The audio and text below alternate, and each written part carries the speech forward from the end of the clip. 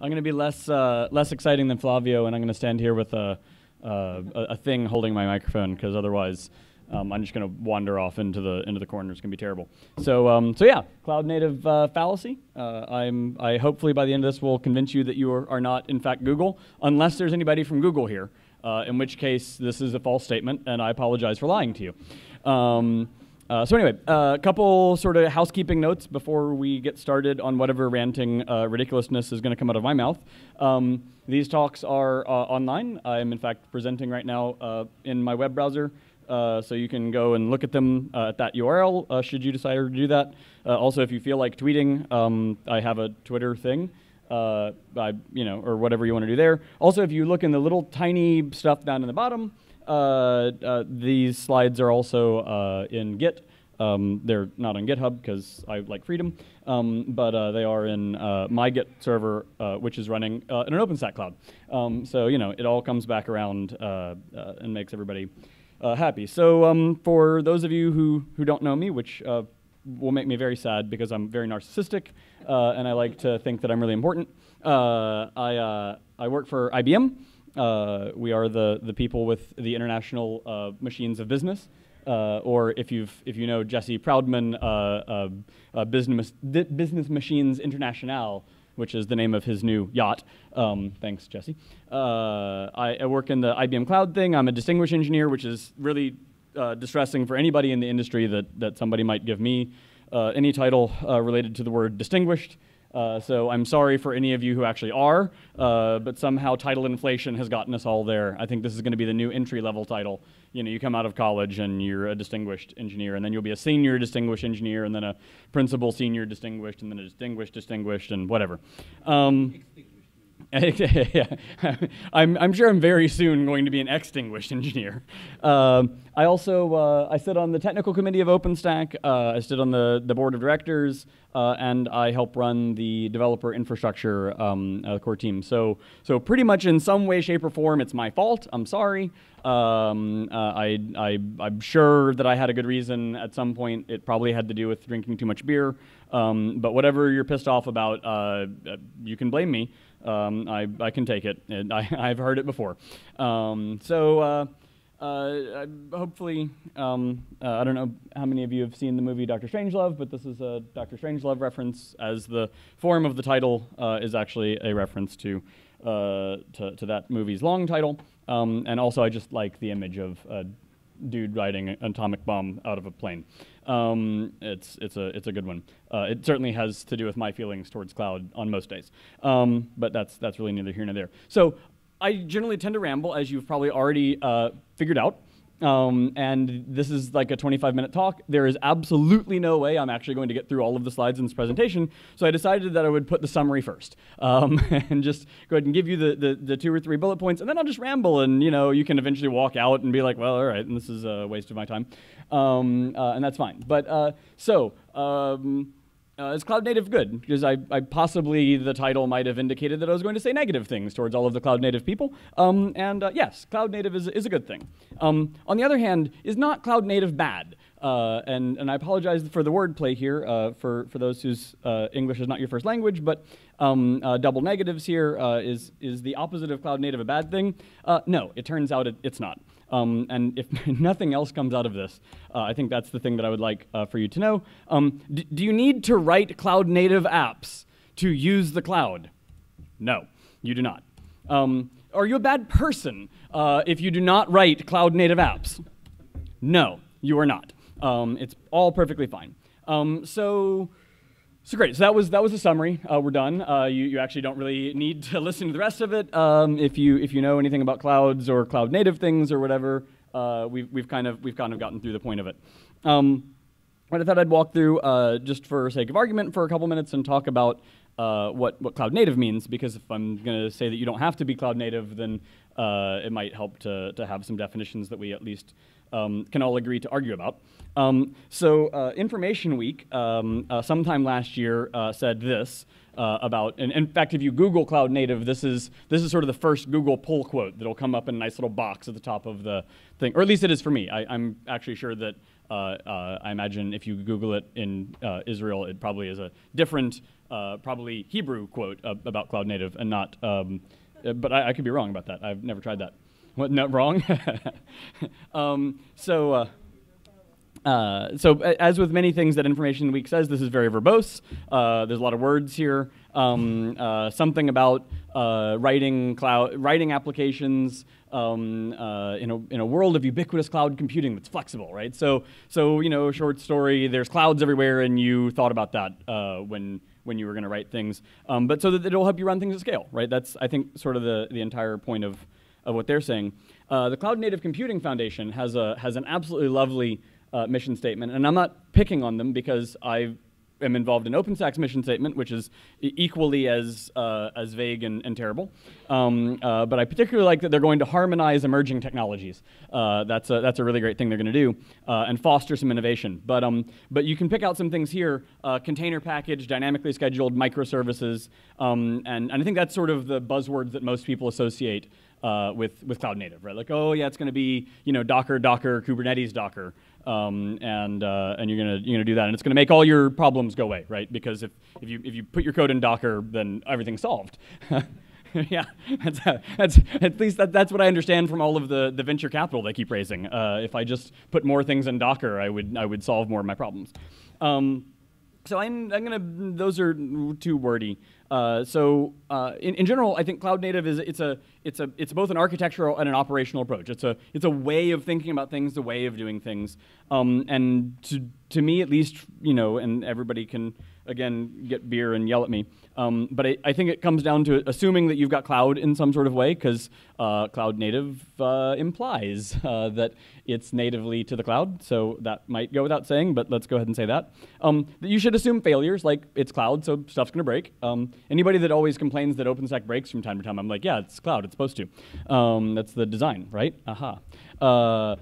And then things with microservices and containers. Like this is sort of a big thing. And when you get into sort of the next, oh sorry, I forgot about this slide. So this is a slide from our fine friends at Pivotal. This is sort of the visual version of that without words, right? So you've got in their mind's eye, you've got this stepping stones where you've got infrastructure that your IT ops people are dealing with, and possibly some infrastructure automation that your IT ops people are dealing with, and then somewhere on top of that. And you see we've got this nice little OpenStack down here. So yay, we made it onto their slide. We've hit the big time now. We're right there on the slide with Azure. So it's exciting. And I like that Bosch clam. Anyway, and then on top of that, you've got the devs sitting there with their doing their applications on top of an application framework that's sitting on top of a platform, that's sitting on top of some automation, that's sitting on top of some infrastructure, right? So this will solve all of your things. So if you really want to dive into more verbose definitions of this, the sort of commonly understood definition of how you should structure your cloud native application is the 12-factor app, right? And it's pretty good. Like there's a bunch of good stuff in here. Number one, revision control. If you're not storing your stuff in revision control at this point, I seriously want to beat you to death with a stick. It's just the most insane choice to make. And amazingly enough, we still run into people that aren't doing that. And I don't know what you're doing, but it's wrong. And I don't like to say that anything you're doing is wrong very often, but I will say that is absolutely categorically wrong. But other things, dependency management, config, build and run. We've got some CI/CD stuff going on in here. The processes and concurrency. These 6 and 8 there. This is where we get into that whole container thing. Like let's scale out by spinning up a bunch of different copies of the thing, rather than trying to scale up a particular monolithic kernel of a thing, right? And that's all. This is all good stuff, right? Like almost everything in here is wonderful. So I'm a really big fan of that as a general framework. There are almost no things in that list of things that are bad. Right? None of them are like, oh my God, if you do that, your data center is going to collapse. I mean, I say that. I don't really like 3. 3 says that you should do all of your config through environment variables if you're a 12-factor application. I don't know any of you that do large-scale operations, but doing literally all of your config via environment variables is a thing that I stopped doing probably about the age of 18.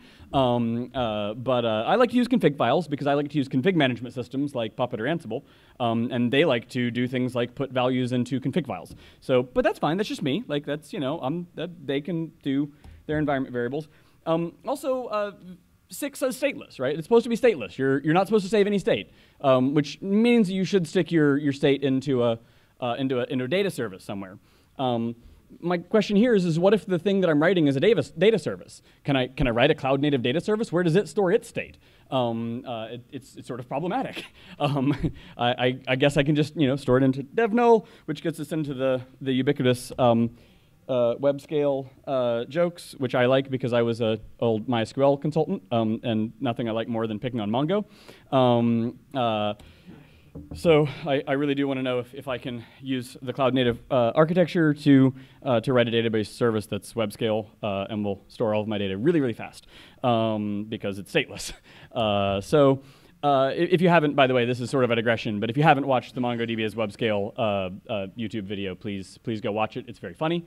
It's not really about MongoDB as much as the people who sort of slavishly jump after the latest fads and trends. So anyway, this actually brings us to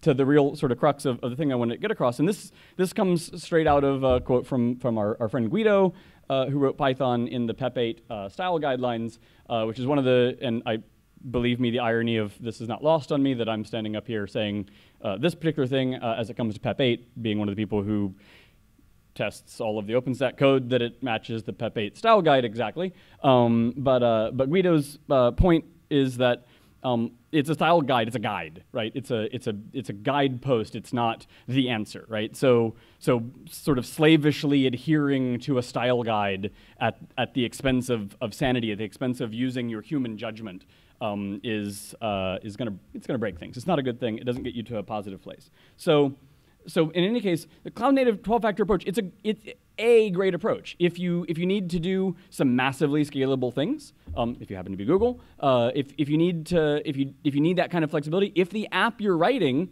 fits into that model, if you're not writing a database, for instance, if you're not running an application that has some other sort of design requirements on it that don't really make sense in that model, then it's awesome. But it's not an excuse to not think, right? It's not just because somebody wrote down a 12-step a manifesto at some point doesn't mean that everybody else just goes, oh, great, I don't have to design applications anymore. I'm just going to follow those 12 rules, and everything's going to be perfect, and my life is going to be wonderful. So please, please, please, please continue to think. Thinking is wonderful. Thinking is the thing that we do as humans. In terms of thinking, in terms of applying things, to me, all of those things are in service of these kind of things.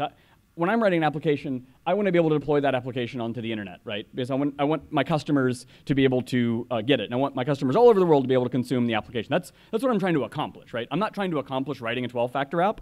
Writing a 12-factor app might be one of the ways that I accomplish this, but this is ultimately one of the things I want to do. And as a person who operates code, which I also do, I want to be able to deploy that application across multiple places. I said multiple clouds here. It can be multiple failure domains, multiple whatever, so that my service survives issues in any one of them. Currently, there is actually I believe it's fixed, but yesterday there was a cross oceanic the link between Europe and the U.S., at least for Internap, was quite broken. And that's really problematic if that's your only cloud provider and that's your only link to the internet, because all of a sudden you have some issues. And they worked really hard and they got it fixed and like that. But I think that having resilience there. So anyway, I'm doing this currently. I have some stuff that spins up a lot of VMs, and it's running in 10 cloud regions that are spread across 7 different OpenStack clouds. This is doable. It also, by the way, only uses OpenStack APIs to do that. So no offense to anybody who likes other things, but I work on OpenStack, so I think I should probably, if I can't use the APIs, then we're kind of screwed. So this is the thing I mentioned earlier. I run the tooling and automation for the OpenStack project, and we have things everywhere. I know about the Internet thing because I have I'm using InterNAP. That's why I knew about that. We also have things in 3 data centers of Rackspace. The OpenStack Innovation Center, with the joint venture between Rackspace and Intel, has a cloud in San Antonio that we have things in. The fine folks in France, OVH, have 2 data centers worth of 2 regions of things we've got. We've got Montreal with Vexhost. Our fine friends at Blue Box gave us a private cloud, which we have VMs in, and the Red Hat folks are running a rack of stuff in Phoenix, is where I understand that rack to be. I don't really even know. We also have a pile of actual servers, which we run OpenStack on. It turns out that much to the chagrin of the people who would like to make it fit into this model, OpenStack is not itself a cloud-native application. It wants to be stateful and write some data somewhere. Or at least I hope that you all think that's a good idea. So this is just a brief thing, and it's not important in general. I want to point out a couple things. So this is a simplified view of the thing that we do. There's the little gray boxes are external services. We don't run that. We have to integrate with those. The light blue box, the light blue boxes with gray text are scale out services. We got lots of things, and then there's some things that are single point of failure types of things for various reasons. And I could bore you with the reasons why they are single points of failure. But most of the reasons that they're single points of failure is that Garrett over there in the middle of the left is a single point of failure, and there's nothing we can do about it. So the things that intrinsically depend on Garrett to live, there's no point in making them perfectly resilient in the world, because they're already behind a SPOF. So we could do that, but it would be a wasted engineering effort. Thus this slide. So Garrett is wonderful. It is a traditional enterprise. It could not possibly be more of a traditional enterprise application. It is a monolithic thing. You deploy a war, right? It just Javas at you. It's like, I'm Java. And your solution for dealing with it is just get a bigger box, right? That's the solution to dealing with it. And we run one of the world's largest Garretts, it turns out. There's a couple that are private inside some telcos that are bigger than us, but I believe we are the largest public one. It's a pretty big project. I don't know if you knew that. It runs on one Nova VM. It has a Cinder volume and a Trove database. So it's a traditional enterprise thing. So we treat it like a traditional enterprise app. And the thing is that works kind of great, right? Because I've got a Cinder volume. I can do the sort of opsy things I want to do with a computer, and I can just do them with an API call. I don't have to call an IT help desk. I don't have to get somebody to go re-rack a new thing. It works really, really nicely. We've attached a scale-out farm of Git replicas to it, because it turns out that serving Git references over the internet is really hard. It's really CPU-intensive task. You'd think it's just reading files off the disk, but oh no, every time you do a Git clone, there's actually a process on the server that's reading and processing things and then spinning them to you. So you need a scale-out system for that. We have another system that's adjacent to this, sort of the opposite end of the spectrum. It's completely cloud native. It may not exactly fit. It doesn't use environment variables to store its configuration. It does use config files, but we wrote it purpose-built for OpenStack in Python. It keeps a pool of ready-to-go nodes across all of the clouds that we've got, right? So not only is it cloud native, it's multi-cloud native. We wrote it from scratch to understand the concept of multiple clouds spread across the world. And it's fully elastic. It responds to event. Basically all it is a fully elastic thing that responds to events and gives us more cloud resources, right? You could sort of think of it like an autoscaler, except it's extremely custom built to our particular case, because trying to describe exactly what we need to a general autoscaling system would be very strange. I'm talking about all that not because those things are interesting. This isn't a talk about how we architect the OpenStack CI system, although I can talk about that for quite a while. But it's actually just to point out that you should run what you want to run. If you want to run a 12-factor application on Kubernetes, there's this project called Courier, which is really cool. It integrates the Docker libnetwork stuff with Neutron, so you can run all of your Docker containers in the Kubernetes context in your Neutron network, so they can actually talk in the same private network as your VMs, right? So that's a really cool thing. Shout out to Gus, the organizer of OpenStack Israel, whose project Courier is. Woo! Yeah, it's a really stinking awesome thing. You also might, as I do, you might want to have a traditional Java web application. I actually don't want mine behind NAT because I think that NAT is silly, but you might want to run a traditional Java enterprise application. You might want it to be behind NAT because it was a traditional Java application and has no business being on the internet. And you might want to have a floating IP on that. You might want to run a Kerberos server on the internet. You want it to have a fixed IP because it needs to actually know its IP address, and you want reverse DNS for that to work. You might need some bare metal. You might need some hardware-encoded, hardware-enabled transcoding for your video processing pipeline. I don't know what you want to do. You can do all of these things in OpenStack clouds, and you can do all of these things in the same OpenStack cloud, right? You can do all of these things on the same network, talking to each other. And ultimately, because the point is that you want to run your workload. You want to solve your actual business case. Your goal in life isn't to write the world's perfectly shaped cloud-native application. It's to do this. It's to do whatever your version of this is. And sometimes that traditional Java web application, it's not worth the cost to go rewrite it, right? It might be. It actually might be worth the cost, depending on what your business is. And that's a call you've got to make. But it might not be worth the cost. Like all of the resilience in the world, I'm running a bigger Garrett than Google is running, so I can tell you right now I don't need to Googleify the traditional Java enterprise application that Google wrote for me because Google didn't even Googleify it. They also just run it as a big enterprise Java application. But I wanted to come back to this. So that's sort of about choice and about thinking what you're doing.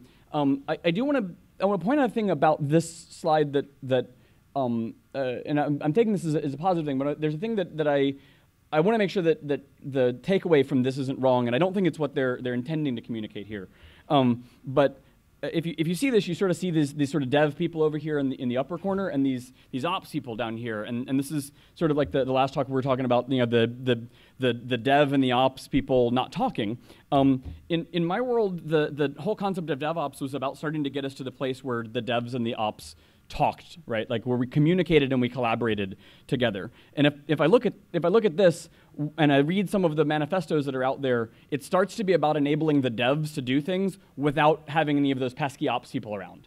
And that's, if that's the outcome, I think that's a shame. I don't think it has to be an outcome. I think all of the technology that's being produced for all of this is really cool. Like, and it allows you to do some really cool things. But it turns out that the people with 20, 30 years of ops experience, there's a reason they have 20 or 30 years of ops experience, and there's some interesting things that you know from that. There's best practices. We've been doing this for a while. We don't have to start literally from scratch every single time. We can iterate and evolve together, hopefully. I would say hopefully. So in any case, as I mentioned a couple different times, I think a rigid devotion to any guidelines without judgment is deadly. Judgment is the real key. Cloud native, awesome, right? Do you have to do it for all of your things to be fully cloud? No, you really don't. You want to learn what it is, but you also want to learn about the other things, because sometimes just installing the darn WAR file is on a Nova VM that's just going to sit there for a year and not be touched. It's fine. It's good enough. Like it's the thing you need for that task, and you can focus on something else. Focus your energy on a different interesting task, right? Like it's not required that we do all of those things. In any case, it's possible that I might have actually achieved doing this in the appropriate amount of time, which is distressing. I've clearly done something wrong and left out an entire half of the talk. So I apologize for that. Are there any questions that I can answer for you after that rambling diatribe? Docker, Kubernetes Docker. Yeah, it's great. I think it's fantastic. I think there's some really legitimately innovative, really awesome stuff that people are doing there. It just turns out that, as with most tools, there isn't ever going to be one tool to rule them all. There's not one approach that solves all the world's problems. We should be adding these things to our toolbox and having a nice large toolbox that gets multiple things done. Oh my gosh, Robert. Yeah. Oh no. I want to make sure that I understood something you said earlier. Yeah, that's Did I hear you say, could I be mistaken, that you said in any system where there is an incurable single point of failure, that it is a wasted engineering effort Nope. to try to fix other single points of failure? No. So I may have implied that in our particular case we have an incurable single point of failure, and so there's another piece of the system that only responds to events from that single point of failure. So spending a lot of effort on making that thing more resilient than the thing that feeds the input events to it is, I mean, the system that reads those events actually is more resilient, just because, you know, it's hard sometimes to not engineer something to work well. But there's only so much return on our investment that we're going to get there. The more we can get the lead-in thing to be more scale out and sort of more cloud native, then taking the thing that then responds to it and building it out in that way is a really good idea. I mean, most of the work that we're doing on that next level service is actually currently in yeah, Zool. I guess it's based on Exactly. you have like 1,000 engineers, I'm sure it makes it. Exactly. And there's only that's exactly right. So Lavio was saying it's a bit based on the number of engineers you've had. We've traditionally had less engineers available sort of on staff, as it were, to deal even just with sort of the normal problems. So we have to be judicious with which problems we choose to tackle and which problems we don't. This is very similar, I think, in just about every company or anywhere you're going to work. Is you only have a certain amount of budget, again, unless you work for Google, in which case you just have an infinite amount of money, and you can kind of do whatever you want to. But if you live in the world that I live in, where you have to make judgments on those sorts of things, then you got to pick your battles, right? And so sometimes going and rewriting every single application in your enterprise to be new and cloud native and rewritten in whatever the language of the month is or whatever, yeah, then maybe that's not useful. It might be useful, right? Like I'm not saying it's not useful. I'm just saying you've got to make the judgment call on where the value for your organization and where the value for your customers actually is, and which problems that are that you're going to solve today. And it turns out that we've got enough tooling and technology in the world with OpenStack and the other things in the OpenStack ecosystem and our friends that aren't even in the OpenStack ecosystem, that you don't. It's not an either-or choice. You don't have to only go one way or the other. You can completely have a staged mix of these things that work interoperably with each other very well. Anyway, yeah, I'll talk about that for too long, but I think we're out of thing. So I believe the next thing is a break, right? That's right. That's exactly right. So after